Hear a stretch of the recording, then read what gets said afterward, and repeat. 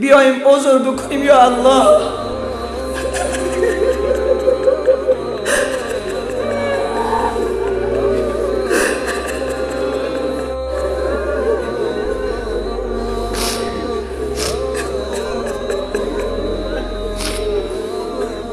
بیاییم عذر بکنیم به الله که الله ما کی بودیم که ما را مسلمان خلق کردی؟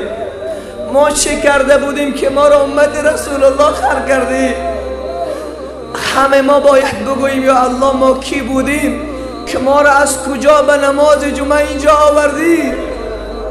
جوان دعا کن که خدا دست من و تو را از زنا گرفته است.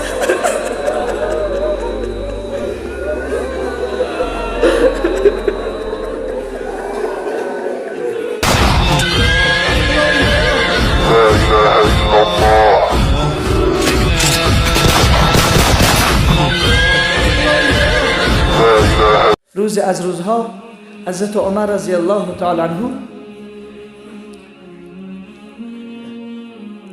بعد از اینکه کار خلافت روز به پایان می رسید، در بعض امورات مردم مصروف می شد و مشغول می شد، مرد آمد به حضرت عمر نزدیک شد و نزدیکتر و نزدیکتر به حضرت عمر گفت که یا امیر المؤمنین من با فلانی دعوا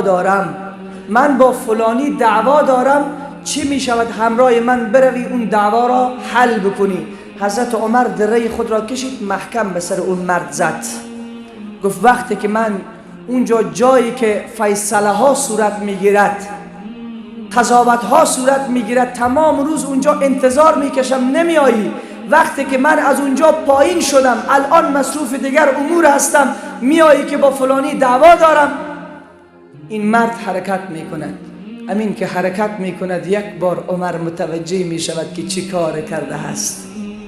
صدا می زند اون مرد را زود دوباره برش گردانید. مردم می روند مرد را می گیرن می آورن.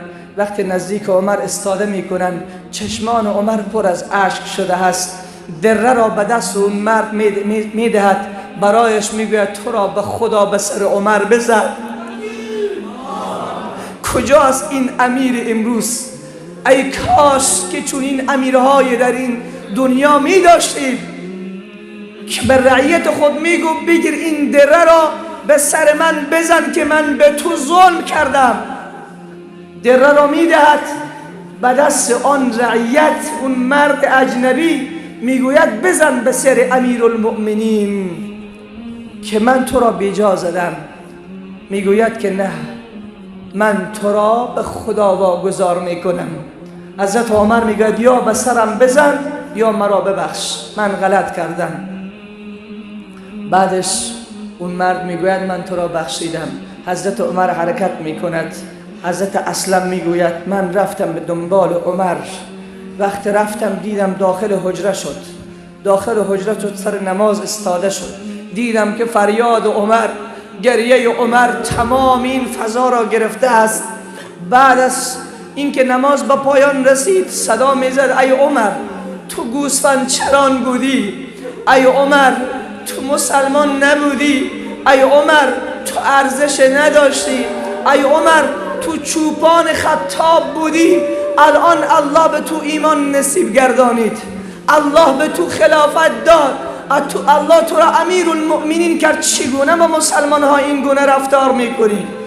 خود را سرزنش میکرد و گریه میکرد. این گونه تواضع داشت. روز از روزها از کوچه های مدینه میگذشت، بچه ها با هم بازی میکردن، بچه های خردسال.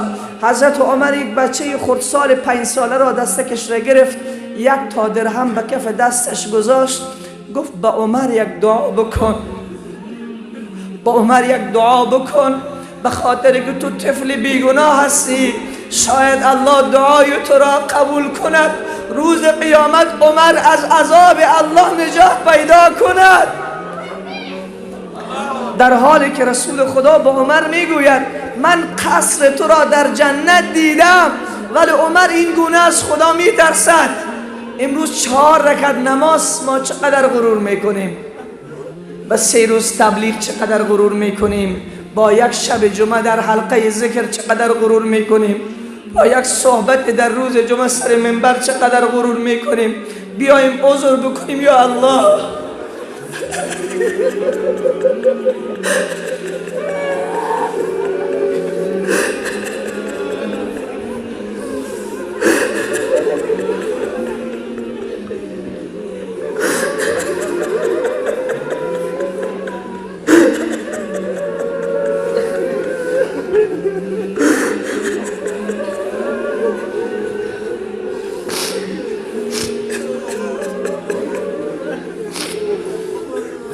بیاییم عذر بکنیم به الله که الله ما کی بودیم که ما را مسلمان خلق کردی؟ ما چه کرده بودیم که ما را امت رسول الله خلق کردی؟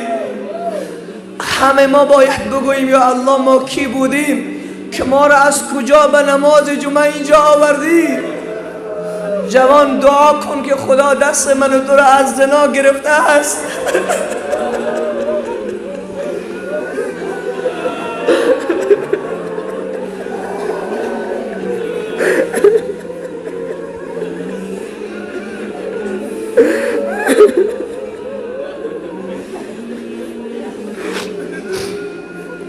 پدر و مادر من تو مسلمان است. یک دعوتگر که در آمریکا مسلمان شده بود خودش در سخنرانی میگفت ای مسلمین شکر خدا را بجا کنید که شما میتوانید به پدر و مادرتان دعا کنید، ولی من نمیتوانم. پدر من کافر است، مادر من کافر است، الله اجازه نداده است، ولی پدر و مادر من تو مسلمان است. عزیز دل، ما چه کرده بودیم که الله این اندازه نعمت به ما داده است؟ چقدر شکرش رو باید بجا بکنیم.